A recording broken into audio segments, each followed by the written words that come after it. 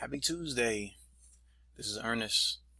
Just wanted to look at QM. I'm shorting QM here. Earlier there was news that came out. You see oil dropped big time, and we was able to capitalize off this move trading CL in a larger account. So I like to have a challenge account and trade oil. This is QM. This account only has about $5,000 in it. And QM is about 1725 margin requirements, $1,725. So this trade right here, I'm willing to risk about $60, $75 in this trade. Now the news came out because number 45 plans on backing out of the Iran situation we got going on there with oil. So just like anything else, there's always reactions to the market, and he wants to withdraw. So boom, oil production news just reacted. So now that it's calmed down, there's still opportunity. So finish trading equities. I usually finish at 12:30. As you look at the upper hand corner, it's about 12:44. We've only been in this trade about a minute or so. So the anticipation from the pattern is to go even lower.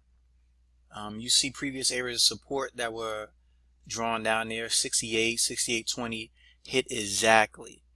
I like this pattern. I'm familiar trading the same pattern in equities. As you know from my previous videos, I don't use any RSI, MACDs, any other indicators besides the candles. See some moving averages here, which are good. But the anticipation is for a breakdown even lower. So for a newbie, once you know the technical aspect of trading, you don't always get it spot on, but you can get the anticipation. So I always use a stop.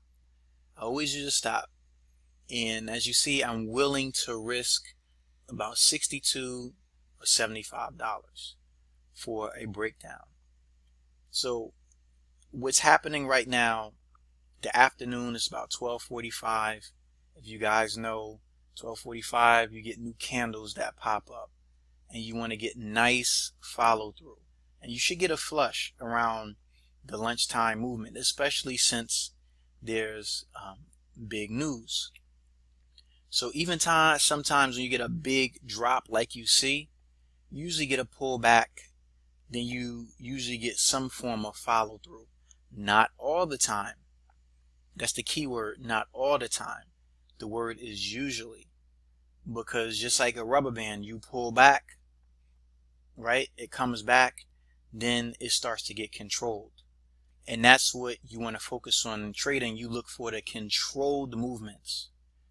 Like a lot of people, we caught this big drop earlier. We shorted oil earlier. It was a nice technical setup. We was able to get in this, and it worked out great. Our short entry, what was it? I'm trying to see here, 69.94. So we took that earlier this morning, caught the big drop, and we was able to get out. Now we're trading it again for a smaller movement, right? Because we wasn't expecting to get a huge drop.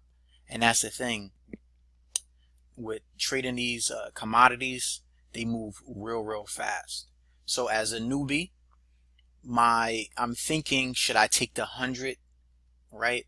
Because that's easy money, $125. But since this has a lot of volatility, I'm looking for a bigger move. I want at least $200 on this move because of this huge red bar, right? The huge red bar. I know it can pull back at least to 30% from the pop-up. So as you see now, I have a little indecision. Should I take the 112 or should I go for the 200? But I'm looking at a longer time frame, right? I'm looking at a longer time frame, and I see a bigger move. So my decision right now is to go for the bigger move. Is really to go for the bigger move, which is $200 plus. So on the right hand side, always look at the active trader. Active trader tells you your profits, and also it tells you your losses, and that keeps your mind right. It keeps your mind right. And I usually set it ahead of time so I don't have to go through the decision making process. But since this is a news activated trade, you always have a little indecision here and there whether what level is it possibly going to hit. So I'm not looking for 68.20 because it's dropping so far. Right here you see where my line is at, 68.20. I just want to book a little bit over 200 bucks to get out this trade. Nice momentum. You see us getting close to 30% of that red bar. Not the whole move, is going into that huge red bar, and that's my target. We just got a few more ticks and we'll be taken out of this trade. And this is great because these same moves happen at night. So 225 bucks. We only been in this trade about 6 minutes. Great way as a newbie to start in the financial markets. You don't need a lot of money. Like I said, this account, I usually keep $3,000 to $5,000 in here. I call it a challenge account, like to just grow it little by little. And of course, those who trade more advanced, we usually get in trades like this 2, 3, or 4 contracts, right? Quadruple that amount of money. But the purpose of this video is just to show with the right education and technical knowledge, and with small capital, you can trade the financial markets. Any questions, you always hit me up. I hope you guys enjoyed this video. As always, trade safe.